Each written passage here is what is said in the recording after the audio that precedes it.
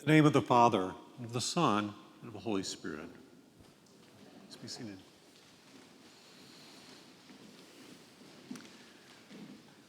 A few years ago, a friend sent me a book entitled The Practice and Presence of God. It is a recording of the conversations, letters, and sayings of a medieval monk named Brother Lawrence.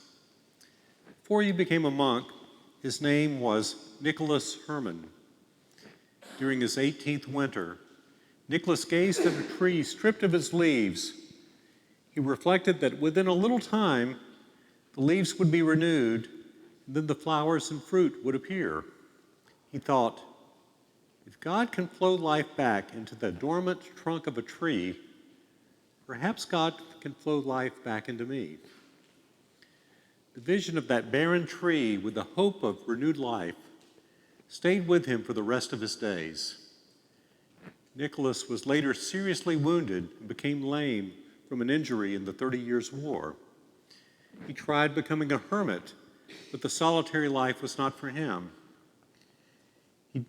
Nicholas tried working as a footman for a powerful man, but he was big and clumsy, and he kept breaking things. Finally, he joined a Carmelite order of monks in Paris. He was given a new name, Brother Lawrence of the Resurrection. He was assigned to cook and clean in the kitchen, preparing food for 100 other monks. At first, he thought he was to focus on prayer only when the community had their organized times of prayer, and focus entirely on getting his work done when he was in the kitchen. But Brother Lawrence experienced his deepest prayers and his most profound connection with God when he peeled potatoes, seasoned soup, and scrubbed pots. Many of you have felt this while you devoted countless hours and precious refrigerator and freezer space making and freezing pies and whipping waffle batter and mayonnaise here at Calvary to the glory of God and to the great enjoyment of us all. Brother Lawrence reflected, the time of business does not with me differ from the time of prayer. And in the noise and clutter of my kitchen, while several persons are calling for different things, I possess God in his great tranquility as if I were upon my knees at the Blessed Sacrament. He added, we ought not to be weary of doing little things for the love of God, who regards not the greatness of the work, but the love with which it is performed. At his Last Suppers with his disciples in the Gospel of John, one of the final images that Jesus wants to leave with his disciples is that of him with a towel wrapped around him as he held a basin of water to wash their dusty feet. Jesus does this in part because no one else volunteers to do it. Perhaps the disciples were still jockeying for position to see which one of them was greatest, something they argued about often in the other gospel passages. The last thing they wanted to be seen doing is washing feet. Foot washing was viewed as the most menial responsibility of slaves. It was seen as a humiliating task beneath that of anyone who aspired to be respected. When Jesus stood up and wrapped a towel around himself, in essence, he taught them, do not be afraid to stoop down and offer the most humble service imaginable to one another.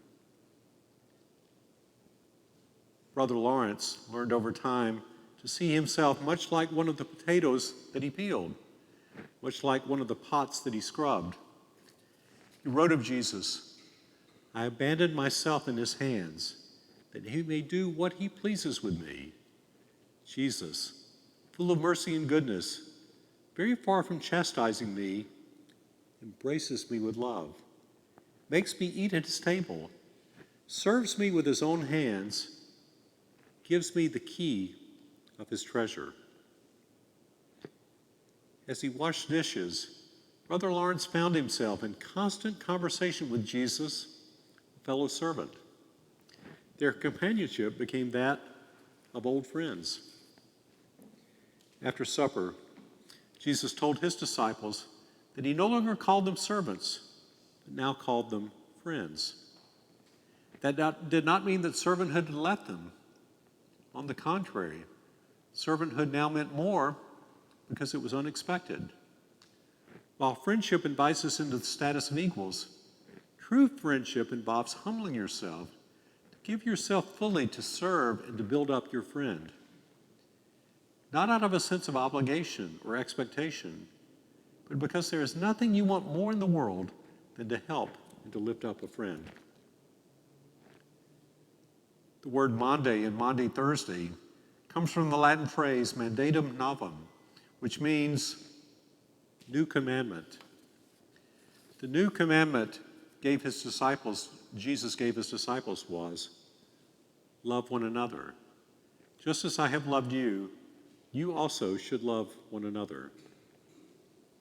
That love begins with small acts of kindness. Brother Lawrence described it this way: we can do little things for God. I turn the cake that is frying in the pan for the love of God, who has given me grace to work. Afterwards, I rise happier than a king. It is enough for me to pick up but a straw from the ground for the love of God. Over time, those delivering food to the monastery, people throughout the city, ranging from those down on their luck to religious leaders and philosophers, heard of Brother Lawrence's simple yet complex approach to finding God in the ordinary work of life. They sought him out, and his kitchen became a chapel. He treated everyone the same, regardless of their station in life, and dispensed whatever wisdom he had to share. It would have been nice, though, if they'd helped him peel potatoes and wash dishes. When he could no longer stand on his injured leg to work in the kitchen, Brother Lawrence was given a new assignment. During his final years, he made and repaired sandals for the brothers and for others. He saw each stitch as a prayer. He continued his ongoing conversation with Jesus, and he imparted and received wisdom and love with each person who came into his little shop. It seems somehow fitting that Jesus and Brother Lawrence, in their earthly lives, tending to our dusty feet by foot washing and sandal making, as they model for us a pathway to God and to each other through little and big acts of service and resurrection.